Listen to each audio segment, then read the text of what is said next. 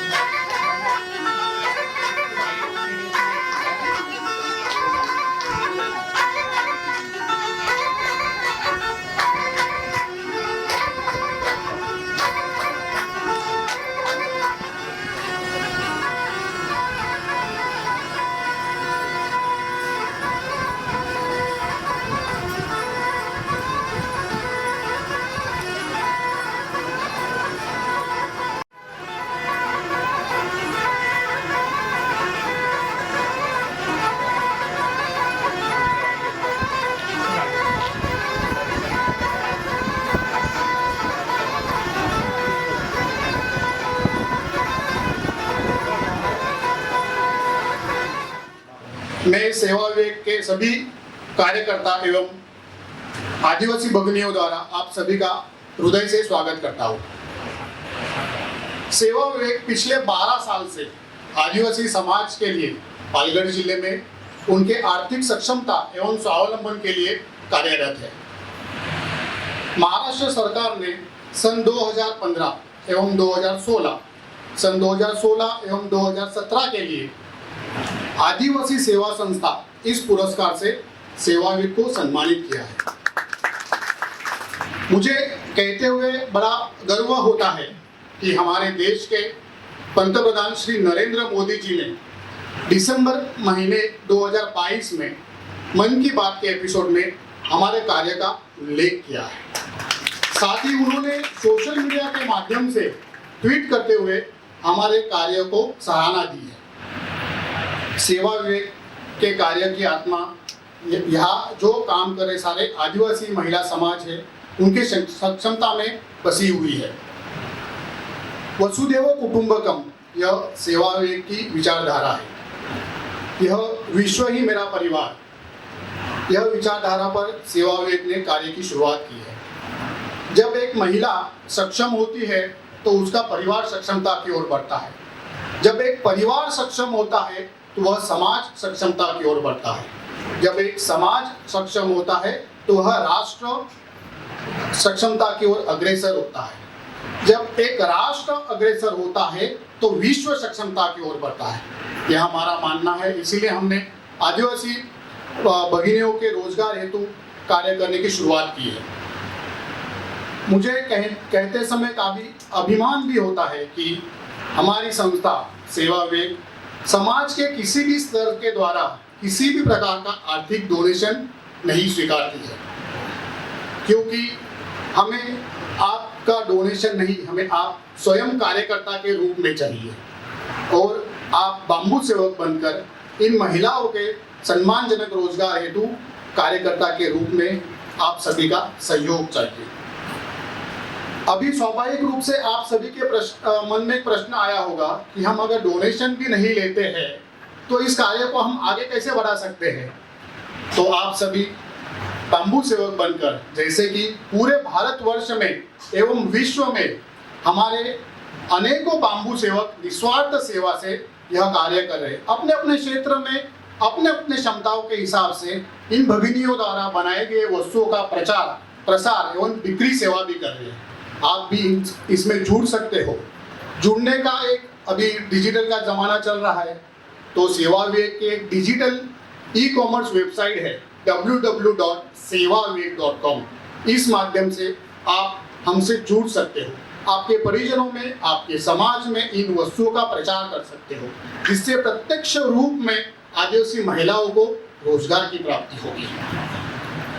सेवा वेग ने इन महिलाओं के लिए रोजगार का जो यज्ञ कुंड शुरुआत प्रज्वलित किया है, मैं आप सभी से सहयोग की अपेक्षा रखते हुए हमें इन यज्ञ कुंड में संविधा रूप से सम्मिलित होना है और इस रोजगार के यज्ञ कुंड को अखंड रूप से प्रज्वलित रखना है।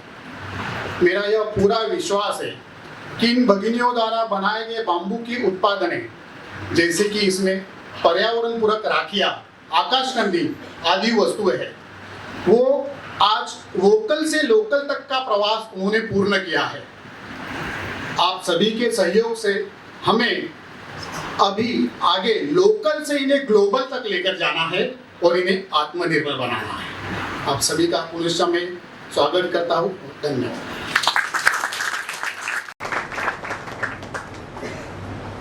आज के इस कार्यक्रम में 3 प्रमुख कार्यभाग है।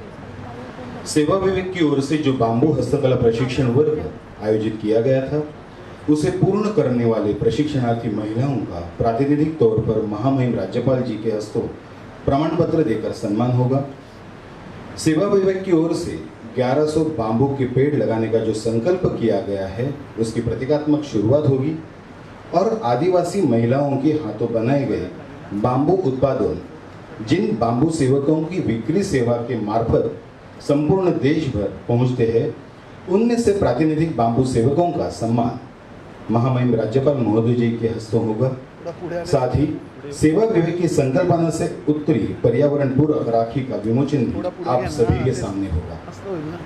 सेवा विवेक की ओर से अप्रैल और मई महीने में कालावधि में परिसर में स्थित आदिवासी महिलाओं के सशक्तिकरण के हेतु बाम्बू हस्तकला प्रशिक्षण वर्ग का आयोजन किया गया था। सक्षम महिला सक्षम परिवार, इसी नारे को आगे बढ़ाने के हेतु चलाए गए इस प्रशिक्षण वर्ग में कुल 30 उत्पादन बनाने का प्रशिक्षण दिया गया। पास के परिसर में दुर्वेश, धुकटन, साय तथा दहीसर, इन गांवों में से कुल 120 महिलाओं ने इसमें सहभाग लेकर यह प्रशिक्षण पूर्ण किया। इन्हीं में से प्रातिनिधिक तौर पर 13 महिलाओं का आज हम राज्यपाल महोदय जी के हस्तों प्रमाण पत्र देकर सम्मान करेंगे। मैं महामहिम राज्यपाल महोदय जी से यह नम्रतापूर्वक निवेदन करता हूँ कि वे इन महिलाओं को प्रमाण पत्र प्रदान कर उनका गौरव करें। शुभांगी लहांगे, कुंदा सामरे,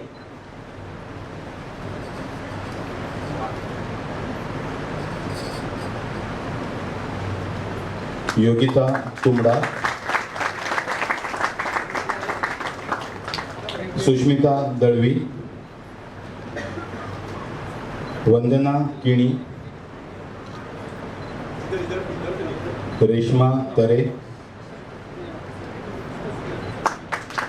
संध्या दांडेकर,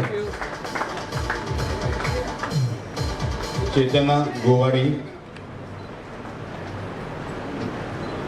सायली जाधव, नैना डवला,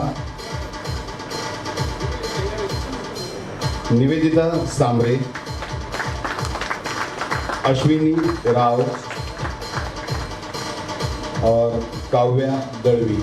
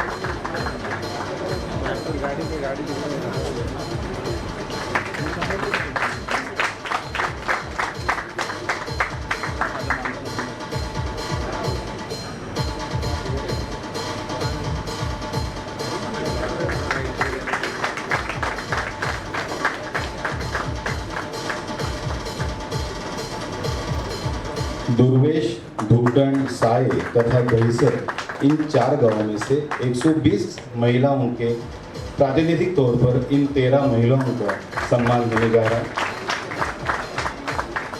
पहली महिला है मयूरी सांबरे, इन्होंने 2 महीने में 37,200 रुपये मुनाफा कमाया है।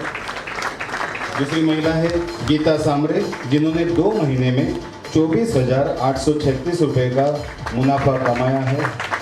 और तीसरी महिला है वेदिका सांबरे, जिन्होंने 2 महीने में अप्रैल और मई में 17,385 रुपये का मुनाफा कमाया है। जोरदार तालियों से रोजगार प्राप्त कर सके। आज प्रातिनिधिक स्तर पर 3 महिलाओं को ये पौधे महामहिम राज्यपाल जी के शुभ हस्तों से प्रदान किए जाएंगे। मैं महामहिम राज्यपाल जी से नम्र निवेदन करता हूं कि वे इन 3 महिलाओं को यह पौधे सम्मानित करें। विद्या दळवी, उर्मिला किणी और दीपाली दांडेकर। ये तीनों महिलाएं प्रशिक्षणार्थी महिलाएं थी। आज प्रातिनिधिक तौर पर बांबू के पेड़ उन्हें प्रदान किए जा रहे हैं और ये सभी महिलाएं अपने परिसर में इन बांबू पेड़ों का 1100 बांबू पेड़ लगाकर उनका संवर्धन भी करने वाली है और उसी बांबू के पेड़ से अलग अलग हस्तकलाएं वस्तु बनाकर रोजगार प्राप्त हो सकती है।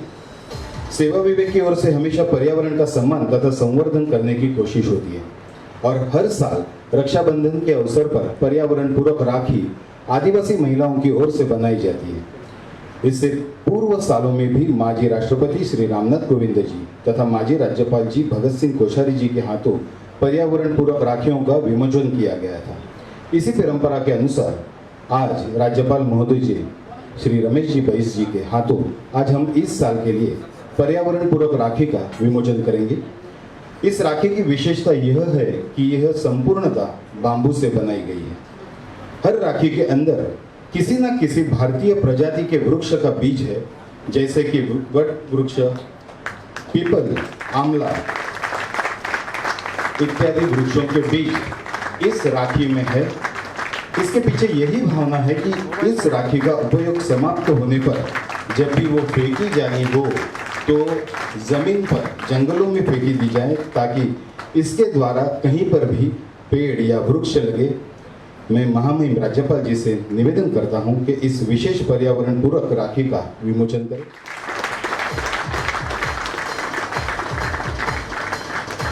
ज्योति राउत, लायंस क्लब बसई की प्रेसिडेंट। संजय यादव, बांधकाम व्यवसायी, corporate gifting. Doctor Ankita Amshekar Goa से है। शेल्टर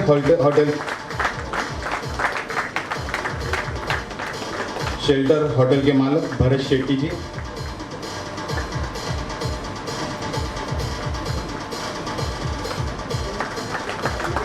समृद्धि महिला बचत गट अध्यक्ष एवं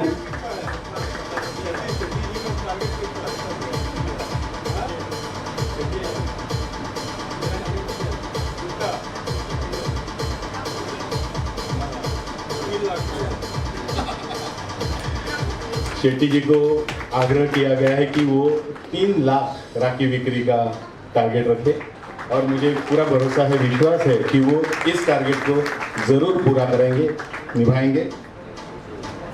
समृद्धि महिला बचत गट अध्यक्ष एवं G20 के सदस्य किरण बढ़े जी,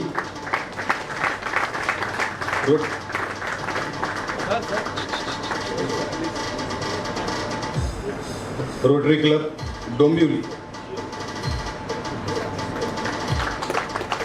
डोंबिवली से अतीश कुलकर्णी,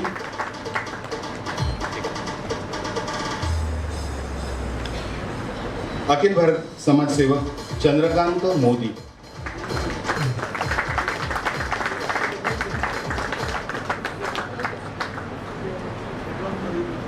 और समाज सेविका साधना राजीव जी पाटिल।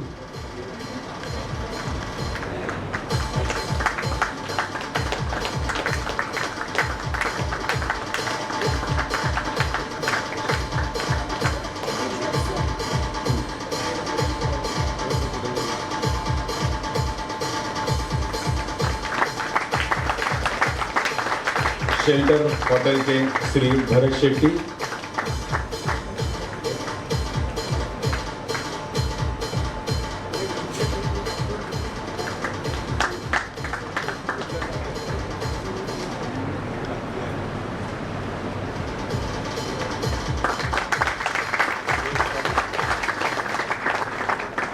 एनजीओ के तरफ से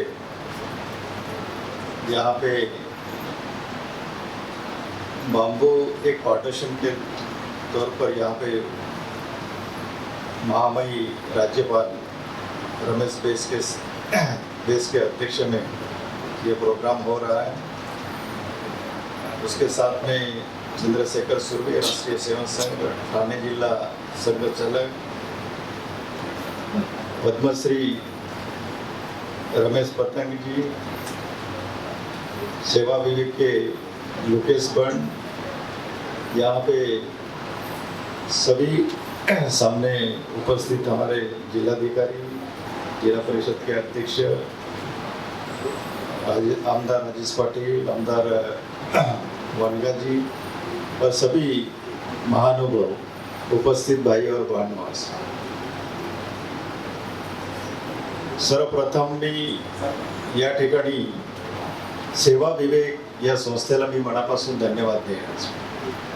धन्यवाद याच्यासाठी की त्यांनी खऱ्या अर्थाने हा जो पालघर जिल्हा जो आहे, हा पालघर जिल्हा अजूनही स्वातंत्र्यानंतर, सर ये पालघर डिस्ट्रिक्ट अभी भी स्वतंत्र होने के बाद अभी भी यहाँ पे हमारे जो ट्राइबल बच्चे जो है due to starvation, malnutrition की वजह से मतलब अभी भी मतलब जन्म लेते ही मतलब 1 या 2-3 महीने में मतलब उसका देहांत होता है।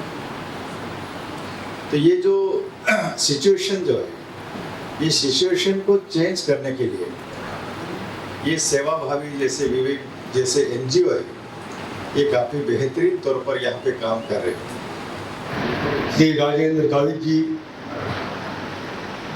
संसद सदस्य पालघर, पद्मश्री श्री रमेश पतंगे जी, श्री प्रदीप जी गुप्ता संचालक सेवा विवेक, श्री लुकेश बंड मुख्य कार्यकारी अधिकारी बैम्बू हस्तकला सेवा विवेक, श्री चंद्रशेखर सुर्वे जी राष्ट्रीय स्वयंसेवक संघ ठाणे विभाग संचालक, सेवा विवेक के सभी पदाधिकारी, अभिभावक एवं आदिवासी भाइयों और बहनों, आदिवासी सक्षमीकरण के सेवा विवेक प्रकल्प को देखकर अत्यधिक हर्ष का अनुभव कर रहा हूँ।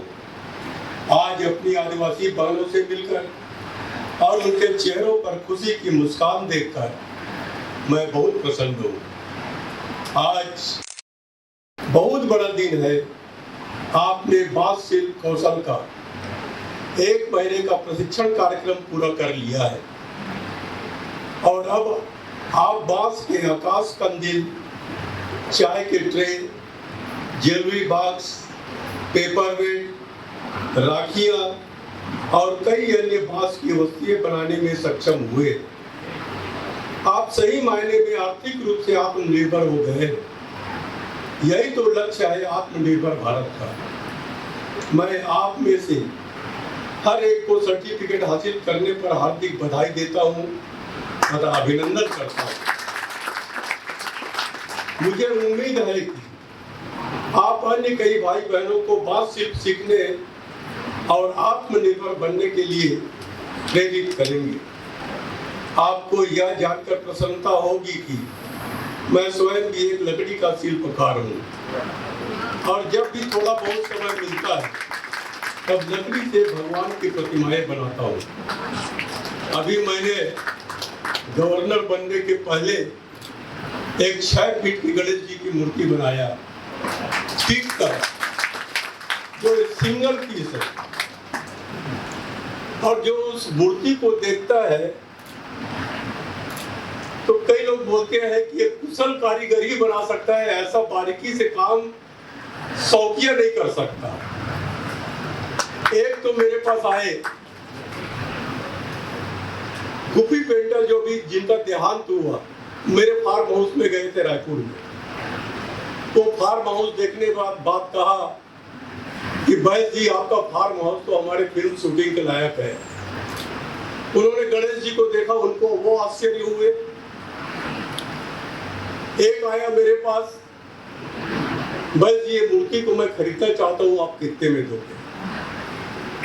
मैं बोला आप कितने में दोगे? उन्होंने कहा 5 लाख रुपए दूंगा। मैं कहा इस चीज का कोई मूल्य नहीं है, अगर मेरे को देना होगा मैं मुफ्त में दे दूंगा, लेकिन पैसे में दे दूंगा। मैं बहुत पहले बचपन से ही एक पेंटिंग का है, वुडन कार्विंग का है, मैं बचपन से शौकिया करता था। मैं कभी कोई स्कूल नहीं गया, पेंटिंग में कलर मिक्सिंग कैसा किया जाता है, ब्रश कैसा पकड़ा जाता है, एक मेरे अंदर एक भावना जागती है और मैं देखता हूँ कि ये काम को मैं कर सकता हूँ और मैं वो काम शुरू कर देता हूँ और काम हो जाता है। हमारे संविधान के अनुच्छेद 46 का उद्देश्य कमजोर वर्गों और विशेष रूप से अनुसूचित जातियों, अनुसूचित जनजातियों के शैक्षिक और आर्थिक हितों को विशेष ध्यान से बढ़ावा देना और सामाजिक न्याय और सभी प्रकार के शोषण से उनकी रक्षा करना है। मुझे खुशी है कि आदिवासी महिलाओं के आर्थिक सशक्तिकरण के माध्यम से सेवा विवेक वांछित लक्ष्य को प्राप्त करने में योगदान दे रहा है। आदिवासियों के सशक्तिकरण के लिए केंद्र और राज्य सरकार काफी काम कर रही है। आदिवासियों के कल्याण और उनके आर्थिक उत्थान के लिए कई योजनाएं तैयार की गई है। हालांकि अकेले सरकार आदिवासियों के सशक्तिकरण के उद्देश्य को प्राप्त नहीं कर सकती। विकास की कमियां दूर करने में सेवा विवेक जैसे गैर सरकारी संगठनों की भूमिका अहम होती है। सेवा विवेक ने आदिवासी महिलाओं के आर्थिक सक्षमीकरण का एक मुद्दा हाथ में लिया और विगत 12 वर्षों से संस्था ने इस दिशा में निष्ठा से काम किया है। सेवा विवेक ने अनुसूचित जाति और अनुसूचित जनजाति की महिलाओं को बांस के काम में प्रशिक्षित किया है। इस हेतु पालघर जिले के कई गांव के साथ संपर्क स्थापित कर वहां की महिलाओं को एकत्रित कर प्रशिक्षण देने का काम किया है। यह काम इतना आसान नहीं है। किसी गांव में जाना, महिलाओं को इकट्ठा करना, उनका विश्वास हासिल करना, उनको प्रशिक्षण के लिए राजी करना, यह कठिन काम सेवा विवेक के कार्यकर्ताओं ने अथक परिश्रम से किया है, जिसके लिए वे सभी अभिनंदन के पात्र हैं। बाम्बू से उत्पाद निर्माण करना एक बात है और बनाए हुए उत्पाद की बिक्री करना दूसरी बात है। उत्पाद बेचने के लिए आपको उचित पैकेजिंग, ब्रांडिंग और मार्केटिंग की जरूरत होती है। ऐसे में बम्बू सेवा की भूमिका काफी अहम हो जाती है। सेवा विवेक के कार्यकर्ताओं ने इसकी ओर ध्यान दिया है और वस्तुओं की बिक्री करने वाली सेवा भाई बाम्बू सेवकों की टीम खड़ी कर दी है। गर्व की बात है कि बाम्बू सेवकों में कुछ डॉक्टर्स हैं, कुछ शिक्षक हैं, कुछ उद्योजक हैं। इस अवसर पर इन सभी बाम्बू सेवकों का मैं हृदय से अभिनंदन करता हूँ। मैं समझता हूँ कि बांस के उत्पाद बनाने के लिए आपको दूर दूर से बांस लाने पड़ते हैं। स्थानीय स्तर पर बांस की खेती को बढ़ावा दिया जाए तो उत्पाद की कीमत कम होगी और मुनाफा ज्यादा होगा। मुझे खुशी है कि सेवा विवेक आस पड़ोस के बांस की खेती को बढ़ावा दे रहे हैं। भाइयों और बहनों, एक समय था जब भारत दुनिया की कौशल राजधानी हुआ करता था। हमारे बुनकर रेशम की ऐसी साड़ी बनाते थे जिसे माचिस की एक छोटी सी डिब्बी में फिट किया जा सकता था। हमारा देश वास्तुकला, इंजीनियरिंग, धातु विज्ञान और कई कलाओं में विश्व में अग्रणी था। विदेशी वर्चस्व के लंबे समय के दौरान हमने अपना कौशल खो दिया। भारत के माननीय प्रधानमंत्री श्री नरेंद्र मोदी ने भारत को एक बार फिर देश को स्किल कैपिटल बनाने का प्रण लिया है। आज दुनिया भर में ऑर्गेनिक खाद्य उत्पादों और बांस आधारित उत्पादों की मांग बढ़ रही है। बांस के उत्पादों और हमारे जैविक खाद्य उत्पादों को बेचने के लिए भारत को अपना खुद का अमेज़न जैसा वैश्विक प्लेटफॉर्म बनाने पर विचार करना चाहिए। मैं राज्य के सभी विश्वविद्यालयों के कुलपतियों से बांस उत्पादों को बढ़ावा देने के लिए आग्रह करूंगा। राज्यपाल के रूप में मैं अपने विदेशी मेहमानों को आपके द्वारा तैयार की गई बांस की वस्तुएं उपहार में दूंगा और मैं राज्य सरकार से कहूंगा कि प्लास्टिक के उत्पादों के बजाय हमारी आदिवासी बहनों द्वारा निर्मित बांस के उत्पाद कार्यालयों से खरीदे जाए। एक बार फिर सभी आदिवासी भाई बहनों को बांस हस्तशिल्प पाठ्यक्रम के सफल समापन पर बधाई देता हूं और आपके प्रयासों की सफलता की कामना करता हूं। जैसा कि पहले मैंने कहा कि सबसे ज्यादा प्रॉब्लम हमारे सामने होता है मार्केटिंग। मैं 2 साल त्रिपुरा का गवर्नर रहा और त्रिपुरा बांस और सुपारी के लिए जाना जाता है। वहां करीब 36 प्रकार के बांस की प्रजाति पाई जाती है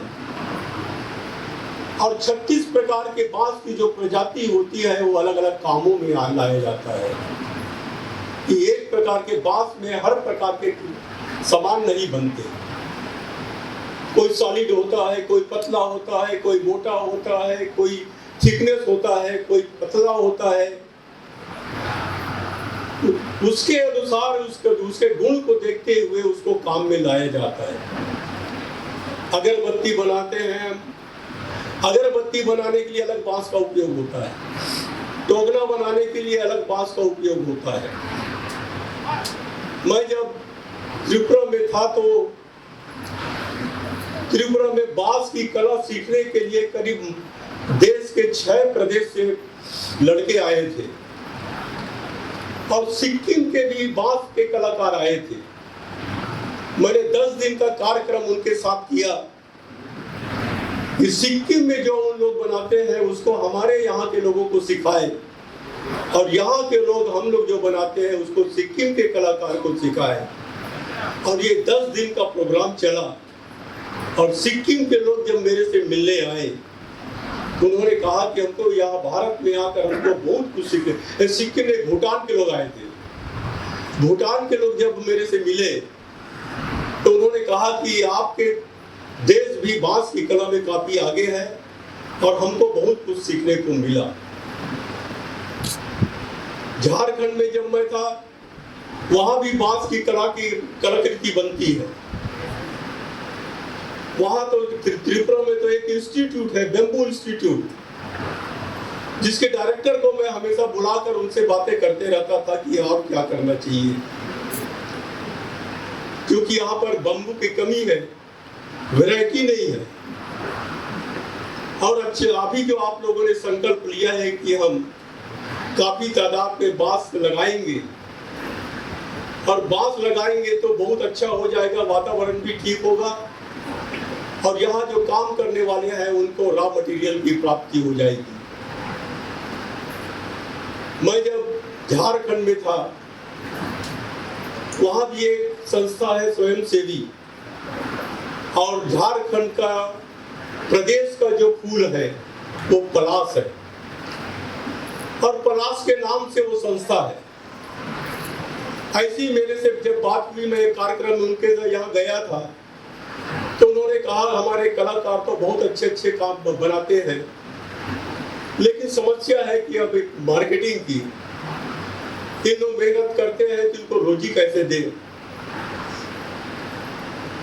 मैंने उनको एक सलाह दिया था कि अमेज़न से आप संपर्क करिए, और मैं अपने एडीसी को बोल दिया था कि इनका संपर्क एडीसी से आप करवाइए। उनका संपर्क अमेज़न के लोगों से हुई और अमेज़न से उन्होंने कोलैबोरेशन किया, और इसके लिए पहले आप जितने भी प्रकार के जो आइटम बनाते हैं उसका आपको एक कैटलॉग बनाना पड़ेगा, और कैटलॉग में आपको कोड नंबर देना पड़ेगा। और जब आप ये कैटलॉग और कोड नंबर बना लोगे और अमेज़न के पास बुझाओगे, तो वो आपका कैटलॉग के अनुसार वो जब ऑर्डर मिलेगा तो आपको कोड नंबर के आधार पर ही आपको ऑर्डर देगा, और यहाँ से आप भेज सकते हैं। मैं यहाँ भी प्रयास करूंगा कि आप लोगों के लिए कुछ कर सकूं। मैं अगर आपके लिए कुछ कर सकूं तो मैं अपने आप को धन्य समझूंगा कि हम अपने गरीब आदिवासी बहनों के लिए, उनको सक्षम बनाने के लिए, नहीं तो पहले समझा जाता था कि महिलाएं सिर्फ गृहिणी कार्य के लिए है, और उनको कभी भी ऐसा प्रशिक्षण नहीं दिया गया था, कभी उनको घर से बाहर निकलने का मौका ही नहीं मिलता था। अगर आप किसी के घर में चले जाते और वहां के उनके पति का नाम लेकर पुकारते, अगर वो उनका पति घर में नहीं है तो वो दरवाजा खोलकर भी बात नहीं करती, वो अंदर से ही बोल देती है कि पप्पू के पापा नहीं है। यानी अपने सामने आने में झिझक होती थी। लेकिन अब समय कितना बदल रहा है कि महिलाएं सामने आकर पुरुषों की मुकाबला कर रहे हैं और पुरुषों से आगे जा रहे हैं, चाहे वो शिक्षा के क्षेत्र हो। अभी यूपीएससी का रिजल्ट निकला, आप देखेंगे टॉप 10 में 6 लड़कियां हैं। कॉलेजों के रिजल्ट निकलते हैं तो टॉप 10 में लड़कियां ज्यादा होती है। मैं तो कई यूनिवर्सिटी में जब मैं डिग्री बांटने के लिए कॉन्वोकेशन में जाता हूँ और डिग्री लेने वालों की कतार देखता हूँ तो लगता है कि लड़कियों की कतार ज्यादा होती है। हमें सिर्फ इनको गृहिणी बनाकर नहीं रखना है, इन्हें अपने पैर में खड़ा होकर आत्मनिर्भर बनाना है। और मुझे विश्वास है कि सेवा विवेक जिस ढंग से काम कर रही है कि पालघर के और आसपास के आदिवासी बहनों का काफी विकास होगा, काफी सक्षम में वो अपने पैर में खड़े हो पाएंगे। इन्हीं विश्वास के साथ मैं अपनी बात समाप्त करता हूँ। जय हिंद, जय भारत, जय महाराष्ट्र।